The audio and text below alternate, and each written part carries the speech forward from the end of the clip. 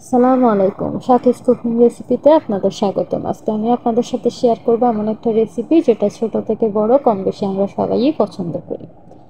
এই রেসিপিটার জন্য প্রথমে আমি 1.5 কাপ মতো পানি নিয়েছি। এটাতে আমি 3 চা চামচের চাইতে বেশি, অর্থাৎ 4 চা চামচের কম, 3 চা চামচ থেকে একটু বেশি কনডেন্স মিল্ক ইউজ করেছি। এক্ষেত্রে আপনারা যদি কনডেন্স মিল্ক ইউজ করতে না চান, ওই ক্ষেত্রে আপনারা 1 কাপ পরিমাণ দুধ দিবেন। 1.5 কাপ পানির জন্য 1 কাপ পরিমাণ পাউডার দুধ। পরবর্তীতে এটার মিশ্রণটা ভালো করে যখন মিক্স হয়ে যাবে বা পাউডার দুধটা যখন মিক্স হয়ে যাবে, ওই পর্যায়ে আমি এখানে আধা কেজি থেকে একটু বেশি, 1 লিটার থেকে হালকা কম দুধ ইউজ করব, লিকুইড দুধ। এই দুধটা একটু যখন দুধের মিশ্রণের সাথে আগের দেওয়া পানি আর পাউডার দুধ অথবা কনডেন্স মিল্কের মিশ্রণটা যখন একটু হালকা গরম হয়ে আসবে, সিদ্ধ না কিন্তু হালকা গরম, ওই পর্যায়ে আমি 2 মুঠো চাল, এখানে পোলাও চাল ইউজ করছি। পরবর্তীতে এই মিশ্রণটা যখন হালকা একটু চালগুলো ফুটে উঠবে, ওই পর্যায়ে আমি একটা তেজপাতা আর 3টা এলাচ যোগ করেছি। এটা ভালো একটা স্মেল দিবে, না হলে পায়েসের যে স্মেলটা ভালো আসে বা আমরা রেস্টুরেন্টে যে স্টাইলের খাই সেটা হবে না। পরবর্তীতে একটু যখন সিদ্ধ হয়ে যাবে, ওই পর্যায়ে আমি এলাচগুলো নিব না, কিন্তু তেজপাতাটা উঠিয়ে নিব, কারণ এই ক্ষেত্রে স্মেলটা চলে এসেছে, এটার আর প্রয়োজন নেই। এরপরে আমি এখানে ঘি ইউজ করব। ঘি সম্পূর্ণ অপশনাল, আপনারা চাইলে নাও করতে পারেন, কিন্তু ঘি করলে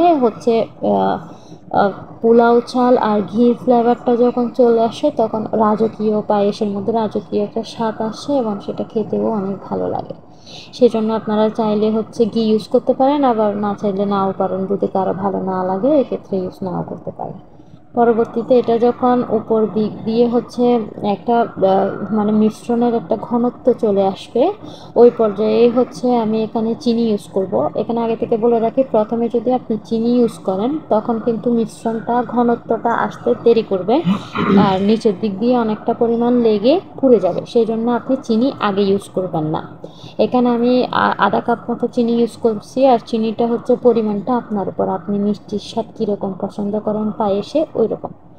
এই পর্যায়ে যখন চিনি আর দুধের মিশ্রণটা হালকা একটু পানি হয়ে পরবর্তীতে ঘনত্বতে চলে আসবে, ওই পর্যায়ে আমি চাইলে এখানে আপনি চাইলে কিশমিশ ইউজ করতে পারেন বা নাও করতে পারেন, তবে আমি কিশমিশটা ইউজ করেছি। তবে ওই ক্ষেত্রে একটা কথা বলে রাখি, কিশমিশটা আগে ইউজ করবেন না। আগে ইউজ করলেও ক্ষেত্রে হবে কি, কিশমিশটা আপনি যেহেতু অনেকবার এটা নাড়বেন, ওই সময় কিশমিশ আর পুরো পুরো হয়ে থাকবে না, আর খেতেও স্বাদ লাগবে না, অনেকটা একটা মিশ্রণের মতো হয়ে যাবে, যার কারণে এটা পায়েসের যেটা সুন্দর উপরে ফ্লেভার থাকে বা উপরে সৌন্দর্যটা ফুটে ওঠে ওটা থাকবে না, সবখানে ছাড়ানো ছিটানোভাবে কিশমিশ থাকবে, সেজন্য ওটা আগে ইউজ করবেন না।